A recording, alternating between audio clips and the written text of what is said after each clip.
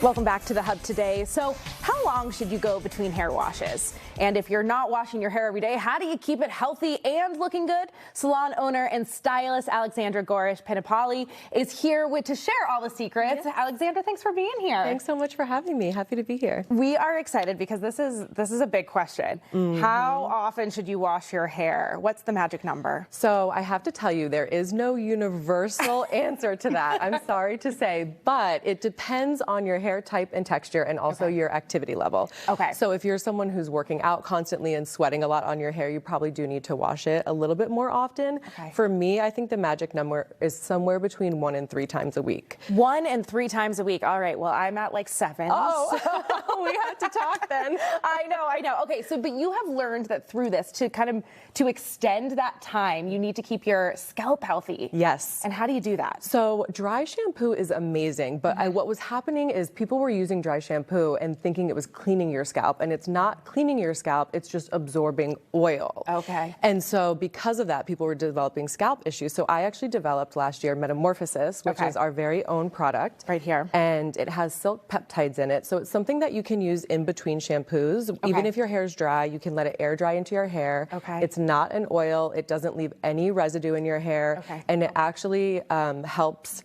your scalp breathe. It keeps moisture into your scalp, and it keeps free radicals out. So it's a really great for in-between washes. Okay, and you're going to show us how to apply it? Yes. Okay, because this is great. This is like the secret. It's the secret sauce. Yeah. Yeah, so you can see it has a really nice viscosity, so it doesn't drip down your face. Okay. And you can just strip it right along the part, and then also along the hairline, which is where most people need it. Okay. And by allowing your scalp to be healthy, it allows your hair to grow full and healthy. Oh, we love that. You see a lot of stuff about getting more hair growth. Exactly. But does this also help with breakage? Is that because that's something that we see a lot with? We were talking even before about heat damage. Yeah. So we do a lot of that. Exactly. And so you want to always be using a heat protectant on the length of your hair whenever you're heat styling your hair. Okay. So any kind of heat protectant is fantastic. And in the summer especially, I talk to a lot of clients about kind of letting Mother Nature take control because you can't fight her. You're going to lose.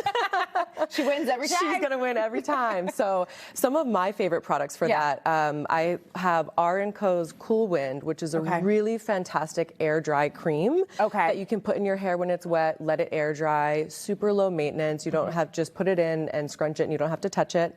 And then another great one is the Sun Catcher. This one here. And that is fantastic for spring and summer because it not only is moisturizing, it's a leave-in conditioner, but it also has UV protection. Oh, okay. Because so we take care of our skin, but we got to protect our hair. Exactly. And a lot of blondes, you don't realize it, but actually the sun and all of that can start to taint your hair color. I do know that because my mom will always say, well, we'll get lighter in the summer when she dyes it. Mom, I'm calling you out here. All right. And then finally here, you're going to show us a way that we can style our hair once, maybe it is on day 2 or 3. Yes. So we have about 30 seconds left here. So perfect. I'm going to put you to work. I'm going to show you really quick on my beautiful model, Adasia. So what we talk a lot about contouring with makeup, but you also want to think about using your hair to contour. Ooh. And so whenever you're deciding where you're going to place a pony, whether it's a half-up pony or not, you're going to look at the shape of your face. Are you leaving some of the bangs out? And then you want to draw up. So you're going to look and kind of aim for in between the eyebrow and the cheekbone. Okay. And that's where you're going to start gathering the hair from so that you can get that beautiful... I'm going to have you turn your head just a little bit here so that we can see the line. Yeah, look at that. So there's like that line up.